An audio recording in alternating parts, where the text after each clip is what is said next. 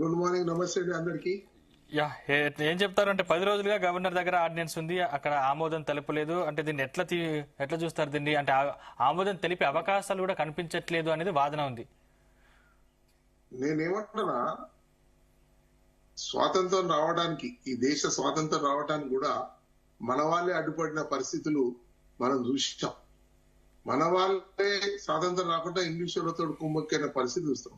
ఈ రోజు రాతి యుగం నుంచి కంప్యూటర్ యుగంకి వచ్చింది. ఇప్పుడు ఇంకా కూడా మనం కళ్ళు తెరవాలని రాహుల్ గాంధీ గారి నేతృత్వంలో ఒక మంచి కాన్సెప్ట్ ముందు పెట్టారు.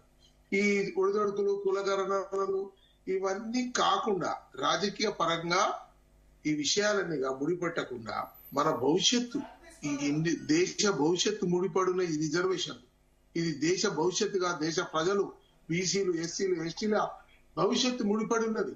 దీన్ని ఆశామాషిగా తీసుకునే అవసరం లేదు. ఇవాళ వాళ్ళ కాన్సెప్ట్ ఏంటంటే, ఇన్నేళ్ల చరిత్రలో ఇంకా బీసీలు విద్యావంతులు కాకుండా ఆర్థికంగా ఎదగకుండా ఉంటే ఈ దేశం బాగుపడదు.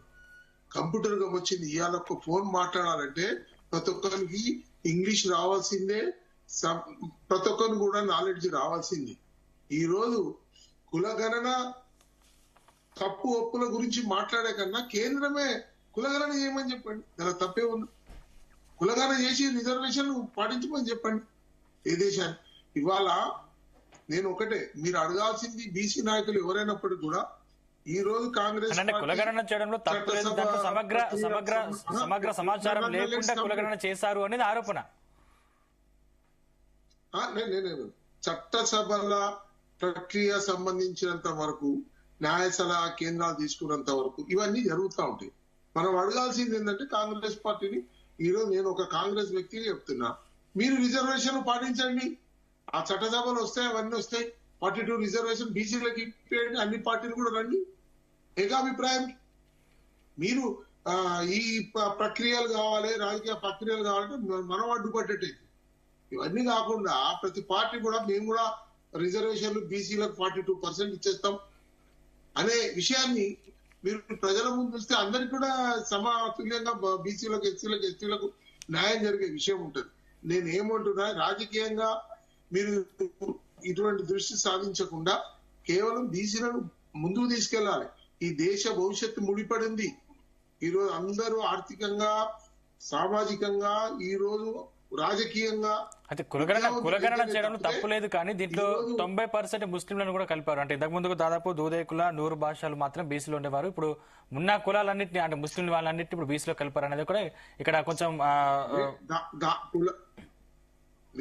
వీటి విషయం మాట్లాడటానికి నేను ఏమంటున్నా అంటే, కొంతమంది ముస్లింస్ లలో కూడా బీసీలు ఉన్నారు.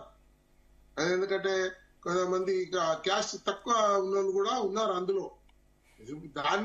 దాని గురించి చర్చ వేరే చేయాల్సిన అవసరం ఉంటది. ఈ రోజు మిత్రుడు మాట్లాడాడు కదా, నేను అనేది అంటే రాజకీయ కోణం నుంచి కాకుండా మనం సక్సెస్ఫుల్ అయ్యేది ఏ రకంగా బలైన వర్గాలు అభివృద్ధి చెందుతారు, రిజర్వేషన్ల ద్వారానే అవుతారు, రాజకీయంగా ఎదిగినాడు అవుతారు, విద్యావంతులు అయినాడు ఎదుగుతారు, ఈ రోజు సంపన్నులు అయినాడు ఎదుగుతారు. ఇప్పుడు ఇంకా బీసీలకు ఆ సంక్షేమ పథకం, ఈ సంక్షేమ పథకం చేతులు. ఇప్పుడు విదేశాలలో కూడా మన భారతీయులు సాఫ్ట్వేర్ కంపెనీలో పెద్ద అమెరికాలో కానీ ఇక్కడ కానీ, నేను ఉన్నాను కదా ఇప్పుడు అమెరికా నుంచే మాట్లాడుతున్నా, ఎక్కడ కానీ అభివృద్ధి చెందుతున్నారు మన వాళ్ళు.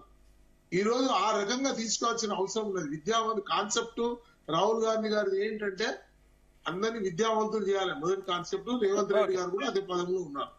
నేను అనేది ఏంటంటే రాజకీయ పరంగా ఈ రోజు మనం వ్యతిరేకం కాదు, రెడ్డిలకు అగ్రకులాలకు వ్యతిరేకం కాదు. అగ్రకులాలు కూడా సహకరించాలి. దేశం అభివృద్ధి కావాలంటే అందరం బాగుపడాలి. ఇది ఒక మంచి దేశంగా అభివృద్ధి చెందాలంటే ప్రతి ఒక్కరు కూడా భాగస్వాములు కావాల్సిన అవసరం ఉన్నది. ఇందులో ఒకరు కిందికి మీదికి తారతమ్యం లేకుండా ఎదగాల్సిన అవసరం ఉన్నది. ఆనాడే దేశం బాగుపడుతుంది. ఇంకేం లేదు, స్వాతంత్రం వచ్చి 70 ఏళ్ళు అయింది. ఇంకా ఇటువంటి తనాన్ని, వెనుకబాటు తనాన్ని మనం తోసిపుచ్చడానికి కోసం రాహుల్ గాంధీ గారు మంచి కళ ఆయన నిజం చేయడానికి కోసం, ఇది ఒక తెలంగాణ ఒక మోడల్ గా కావాలి, భారతదేశంలో ఒక చరిత్ర సృష్టించాలని ఒక మంచి సంకల్పంతో రాహుల్ గాంధీ గారు వస్తున్నారు.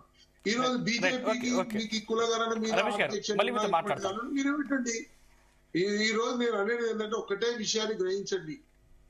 ఎంత డెవలప్ రాతి యుగం నుంచి కంప్యూటర్ యుగానికి మానవుడు తయారైండు. ఇంకా మనం వెనక స్థితిలో కాకుండా ఆ అగ్రవర్ణాలు కూడా సహకరించాలి, అందరు వర్గాలు సహకరించాలి. ఈరోజు ఎస్సీలు ఎస్టీలు పేదవాళ్ళు అవసరం లేదు. దేశం అభివృద్ధి చెందాలి, విద్యావంతులు కావాలి, కలెక్టర్లు కావాలి, ఐఏఎస్ ఆఫీసర్ కావాలి, ఐపీఎస్ ఆఫీసర్ కావాలి, ఎమ్మెల్యేలు కావాలి, ఎంపీలు కావాలి. ఈ రోజు ఒక దేశం సమస్య సమాజం. ఓకే మీతో మాట్లాడతాను. రైట్ సత్యవతి గారు.